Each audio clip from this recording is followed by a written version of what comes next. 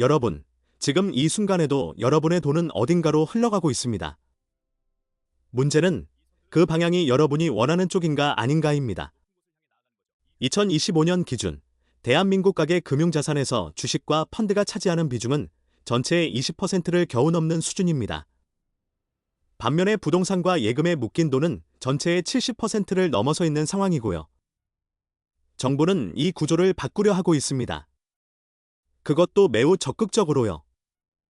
그런데 여러분이 그 흐름에 올라타느냐 올라타지 않느냐에 따라 앞으로 5년, 10년 뒤의 자산이 달라질 수 있습니다. 그걸 가능하게 하는 도구가 지금 새롭게 설계되고 있다는 사실 알고 계셨습니까?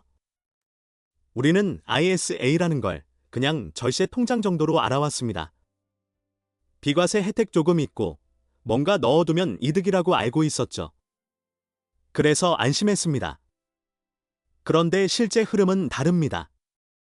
이번에 나오는 슈퍼 ISA는 단순한 세금 혜택이 아니라 구조 자체가 다르게 설계되고 있습니다. 정부가 여러분의 투자 손실을 직접 메워주는 방식입니다. 그리고 계좌 하나로만 묶지도 않습니다. 1인 1계좌라는 원칙도 이번에는 깨집니다. 이게 무슨 뜻인지 천천히 하나씩 풀어드리겠습니다. 먼저 배경부터 봐야 합니다. 2026년 상반기 이재명 정부는 대한민국 경제 대도약의 원년이라는 표현을 공식적으로 사용했습니다. 그리고 자본시장 활성화 방안을 내놓았죠. 핵심 키워드는 생산적 금융 ISA입니다. 생산적 금융이라는 표현이 조금 생소하게 느껴질 수 있는데 쉽게 말하면 이겁니다. 돈이 아파트로만 흘러가는 게 아니라 기업으로, 주식시장으로 흘러가게 만들겠다는 겁니다. 개인의 자산이 국가 경제 성장의 연료가 되도록 설계한다는 거죠. 그 구조의 핵심 도구가 바로 이 슈퍼 ISA입니다. 그렇다면 기존 ISA와 뭐가 다른가? 이 지점입니다. 기존 ISA는 일반형 기준 비과세 한도가 200만 원이었습니다. 서민형은 400만 원이었고요. 5년 의무 유지기간이 있었고 계좌도 1인 1개만 허용됐습니다. 이미 ISA에 가입하신 분들은 아셨겠지만 솔직히 말해서 혜택이 크다고 느끼기 어려운 구조였습니다. 비과세 200만 원이라는 게 실질적으로 체감이 크지 않으니까요. 반면에 이번 슈퍼 ISA는 다른 방향으로 설계되고 있습니다. 비과세 한도가 최소 수백만 원 이상 확대되고 심지어 논의 중인 안에는 한도를 없애버리자는 이야기까지 나오고 있습니다. 한도가 없어진다는 게 무슨 의미인지 생각해 보셨습니까? 수익이 얼마가 나든 세금을 안 낸다는 뜻이 될 수 있습니다. 더 중요한 건 손실 보전입니다. 정부가 여러분의 투자 손실의 최대 20%까지를 직접 채워줄 수 있는 구조를 논의 중입니다. 예를 들어 여러분이 슈퍼 ISA 안에서 국내 주식에 1,000만 원을 투자했는데 200만 원이 손실이 났다고 가정해 보겠습니다. 그러면 그중 20%, 즉 40만 원을 정부가 보전해주는 방식입니다. 이게 어떤 의미인지 단번에 와닿으셨습니까? 투자 손실에 대한 심리적 부담이 줄어든다는 겁니다. 주식 투자를 망설이게 만드는 가장 큰 이유 중 하나가 손실 가능성이잖아요. 그 손실의 일부를 국가가 함께 짊어지겠다는 구조입니다. 이 흐름입니다. 여기서 잠깐 숫자를 같이 보겠습니다. 2023년 기준 국내 ISA 가입자 수는 약 500만 명입니다. 가입 잔액은 약 20조 원 수준이었습니다. 그런데 미국의 IRA, 개인 퇴직 계좌는 어떨까요? 미국 IRA의 총 자산 규모는 2023년 기준으로 12조 달러를 넘어섰습니다. 우리 돈으로 환산하면 약 1경 6천조 원입니다. 규모 자체가 비교 대상이 되지 않습니다. 일본도 2014년에 니스라는 비슷한 제도를 도입했고 2024년에 대폭 개선된 새 니스를 내놓으면서 가입자 수가 2년 만에 2배 이상 급증했습니다. 일본 정부가 저축에서 투자로라는 슬로건 아래 구조 전환을 밀어붙인 결과입니다. 이재명 정부의 슈퍼 ISA도 정확히 같은 방향을 향하고 있습니다. 3년 뒤인 2028년까지 ISA 가입자 수를 지금의 2배 이상으로 끌어올리고 국내 자본시장으로 흘러드는 개인 자금을 최소 50조 원 이상 늘리겠다는 게 정부의 큰 그림입니다. 숫자만 보면 의도가 읽힙니다. 1인 1계좌 파괴, 이 부분도 짚어야 합니다. 기존에는 ISA 계좌를 하나만 가질 수 있었습니다. 그러다 보니 기존 ISA에 이미 돈이 들어가 있는 분들은 새 상품이 나와도 갈아탈지 말지 고민을 해야 했습니다. 해지하면 만기 이전 해지 페널티가 있었으니까요. 그런데 이번 슈퍼 ISA는 기존 계좌를 유지하면서 새 계좌도 동시에 가입이 가능하도록 설계될 가능성이 높습니다. 그러니까 기존 ISA 잔액은 그대로 두고 슈퍼 ISA에 추가 납입을 할 수 있다는 거죠. 이게 왜 중요하냐면 기존 계좌의 혜택을 포기하지 않아도 된다는 겁니다. 선택지가 넓어지는 겁니다. 청년형 ISA도 눈여겨봐야 합니다. 소득이 7,500만 원 이하인 청년층을 대상으로 이자와 배당 소득 비과세에 더해 납입금 소득공제까지 제공하는 방안이 논의되고 있습니다. 이중 혜택이라는 표현이 정확합니다. 수익에 세금을 안 내는 것도 혜택인데 납입한 금액 자체에 대해서 소득공제까지 된다는 건 이중으로 이득을 보는 구조입니다.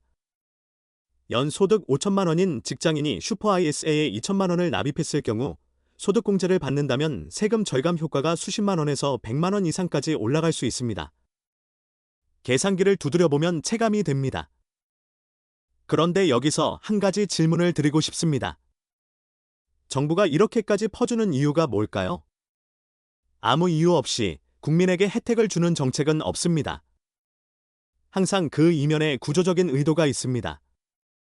이 지점을 냉정하게 보셔야 합니다. 현재 코스피는 글로벌 주요 지수 대비 심각하게 저평가된 상태입니다. 이른바 코리아 디스카운트라고 부르는 현상입니다. 기업 가치에 비해 주가가 낮게 형성되는 구조가 오랫동안 지속돼 왔습니다. 외국인 투자자 비중이 높고 개인 투자자들은 부동산에 묶여 있고 국내 자본시장에 안정적으로 유입되는 개인 자금이 절대적으로 부족합니다. 정부 입장에서는 이 구조를 바꾸고 싶은 겁니다. 그리고 그 도구로 슈퍼 ISA를 활용하는 겁니다. 누가 이익이고 누가 부담을 지게 되는가? 이 구조를 보겠습니다. 슈퍼 ISA에 가입하는 개인 투자자는 비과세 혜택과 손실 보전이라는 직접적인 이익을 얻습니다. 국내 주식시장은 개인 자금이 안정적으로 유입되면서 수급 개선 효과를 볼 수 있습니다. 국내 상장 기업들은 시장 환경이 개선되면서 자본 조달이 용이해집니다. 반면에 세수 측면에서는 단기적인 부담이 생깁니다. 비과세와 손실 보전 재원은 어딘가에서 와야 하니까요.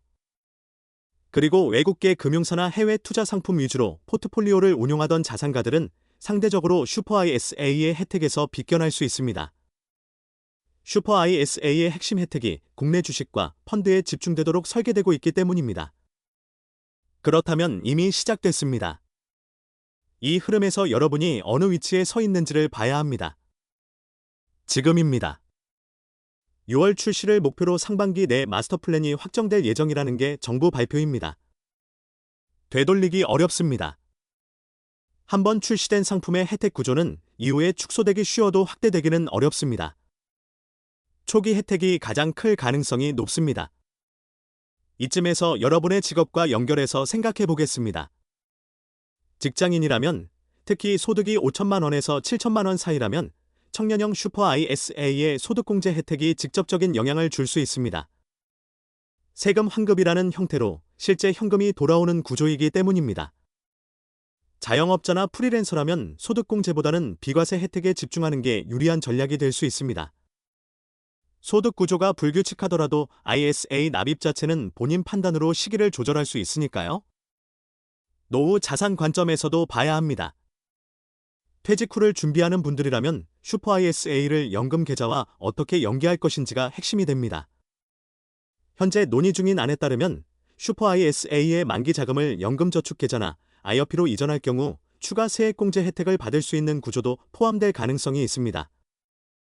이렇게 되면 ISA와 연금을 연결하는 복합 전략이 가능해집니다. 절세 효과가 누적되는 구조입니다. 투자 종목 관점에서는 국내 주식에 대한 비중을 어떻게 가져가느냐가 핵심입니다.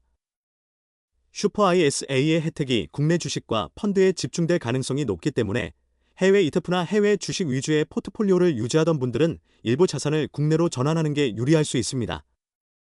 다만 이건 단순히 세금 혜택만 보고 결정할 문제가 아닙니다. 수익성과 리스크를 함께 고려해야 합니다. 세금 혜택이 좋아도 투자 수익이 나지 않으면 의미가 없으니까요. 그 균형을 잡는 게 여러분 각자의 판단 영역입니다. 공포를 조장하는 게 아닙니다. 현실 기반으로 말씀드리는 겁니다. 슈퍼 ISA가 좋은 상품임은 분명하지만 모든 사람에게 동일한 효과를 주지는 않습니다. 소득 수준에 따라, 투자 성향에 따라, 현재 자산 구성에 따라 최적의 활용 방법이 달라집니다. 그래서 맹목적으로 가입하는 것보다 자신의 상황에서 어떤 유형이 유리한지를 먼저 파악하는 게 중요합니다. 슈퍼 ISA가 여러분을 위한 도구인지 아니면 국가를 위한 도구인지를 구분할 수 있어야 합니다. 그 둘이 일치할 때가 가장 좋은 경우입니다. 국민성장 ISA라는 이름도 나왔습니다. 국내 주식과 펀드 전용 계좌로 설계되는 이 상품은 코스피의 자금이 묵이도록 유도하는 성격이 강합니다. 정부 입장에서는 개인 투자자들이 국내 시장에 장기간 자금을 묶어두길 원하는 겁니다.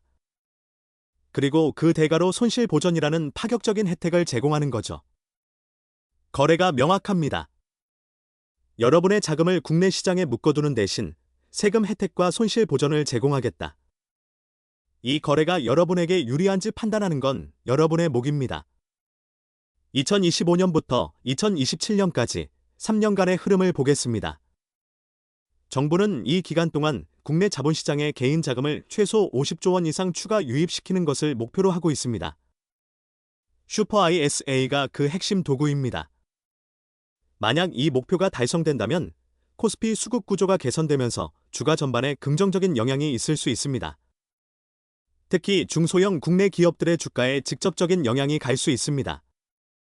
반면에 목표가 달성되지 않을 경우 혜택이 추가로 확대될 가능성도 있고 반대로 재정 부담을 이유로 일부 혜택이 조정될 수도 있습니다.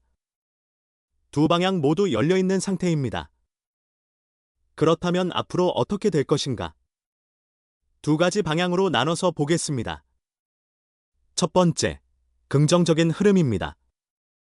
슈퍼 ISA가 예정대로 2026년 6월에 출시되고 가입자가 빠르게 늘어나는 시나리오입니다.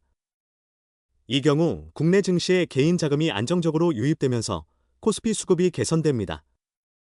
코리아 디스카운트가 점차 해소되면서 국내 상장 기업들의 밸류에이션이 높아지는 효과도 기대할 수 있습니다. 슈퍼 ISA에 가입한 개인 투자자들은 비과세와 손실 보전이라는 이중 보호막을 갖고 장기 투자를 이어가게 됩니다.